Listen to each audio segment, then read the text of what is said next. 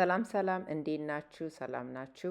ዛሬ አብረን ቆንጆ የሆነ ፓስታ ቺክን ሳላድ አብረን እንሰራለን። አብራችሁን ቆዩ። ይህንን ሰላጣ ለመስራት በቅድሚያ ዶሮአችሁን ታዘጋጃላችሁ። እዚህ ጋር የምታዩት ይሄ ቺክን ብረስት ነው። ታጥቡትና ቀቅላችሁ ትከትፉታላችሁ። ከዛ ደግሞ እንዲሁም ፓስታውን በፓስታው እሽግ ላይ ባለው የመቀቀል ወይም የአበሳሰል መመሪያ መሰረት ፓስታውን ትቀቅሉትና ውሃውን አጠንፍፋችሁ ታቀዘቅዛላችሁ።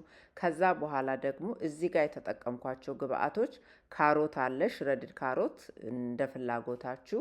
ከዛ በኋላ ቲማቲም፣ ሽንኩርትና ሰለሪ አለኝ። በተጨማሪ ደግሞ ማዮኔዝ፣ ቁንዶ በርበሬና ትንሽ ጨው ተጠቅሜያለሁ። እነዚህን ግብአቶች ተጠቅመን ነው የምንሰራው።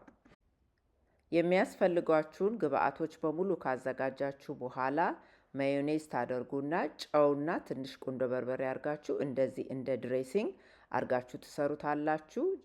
ሌሎቹን ግብአቶች ከመጨመራችሁ በፊት ጨውን ትንሽ ቅመሱት። በስቶም ከሆነ አንሶም ከሆነ ለማስተካከል ማለት ነው። ከዛ በኋላ እኔ ያደረኩት ድሬሲንጉን ለብቻ ሰርቼ እንደገና በሌላ ሳህን ነው ለመቀላቀል የተጠቀምኩት።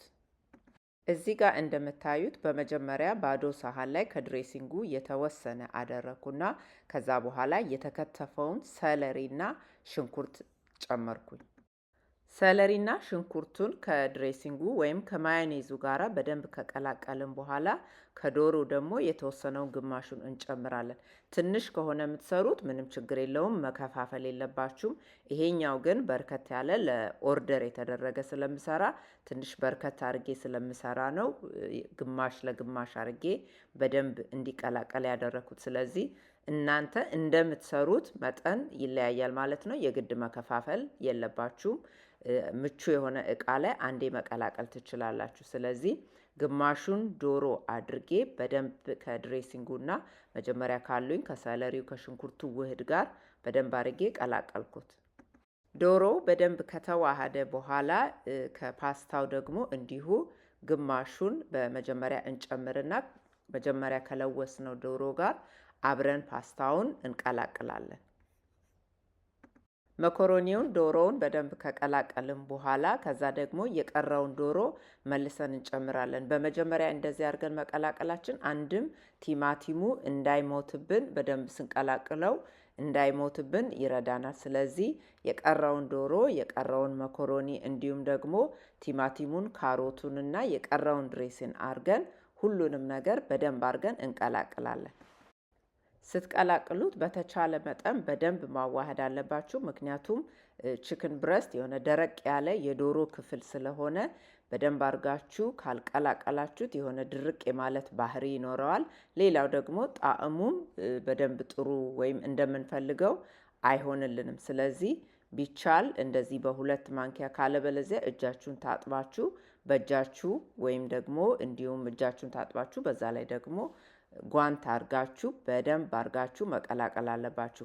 በተለይ ደግሞ አሁኑን የማይበላ የሚያድር ከሆነ በጣም ተጠንቅቃችሁ ነው መስራት ያለባችሁ። ይሄ ግን እንደዚህ አርጋችሁ ሰርታችሁ ነገ የሆነ ቦታ ይዛችሁት ልትሄዱ ወይም ደግሞ አሁን በተለይ በሙቀት ጊዜ ሳመር ውጪ ወይም ደግሞ ራቅ ያለ ቦታ ስትሄዱ ቀዝቃዛ አርጋችሁ አስቀምጣችሁት ይዛችሁት ብትሄዱ በጣም አሪፍ ቆንጆ ምግብ ነው።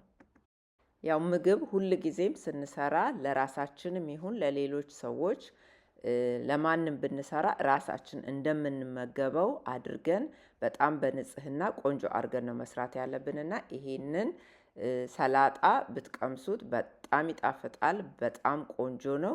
ሌላው ደግሞ በተለይ የሆነ ቦታ ይዛችሁ የምትሄዱ ከሆነ ወይም ደግሞ በዚህ በሳመር ወቅት ፒክኒክ የምትሄዱ ከሆነ ፓርክ የምትሄዱ ከሆነ እንደዚህ አድርጋችሁ ይዛችሁ ብትሄዱ የሆነ 3-4 እቃ ይዛችሁ ከምትሄዱ በአንድ እቃ ሁሉንም ኒውትሪሽን ያካተተ ጥሩ ምግብ ይዛችሁ ትሄዳላችሁ ማለት ነው። በጣም አሪፍ ነው።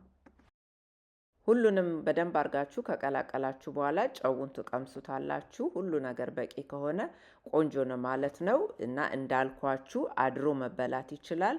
የምትፈልጉ ከሆነ ይህንን በክራከር መብላት ትችላላችሁ። ግን ደግሞ እንዲሁ በማንኪያ መበላት ይችላል፣ ምንም ነገር ሳታረጉ ሳትጨምሩበት። እንዲሁም ደግሞ ሰላጣ ላይ አድርጋችሁም መመገብ ትችላላችሁ ማለት ነው። ይኸውና እኔ እዚህ ጋር እንደምታዩት በሰላጣ ቅጠል ጠቅልዬ ነው ያቀረብኩት። ስለዚህ እንዲሁ ደግሞ ቅጠል ላይ አድርጋችሁ መመገብ ትችላላችሁ። አብራችሁኝ ስለነበራችሁ አመሰግናለሁ። በሚቀጥለው ጊዜ በሌላ ቪዲዮ እስከምንገናኝ ሰላም ሁኑ።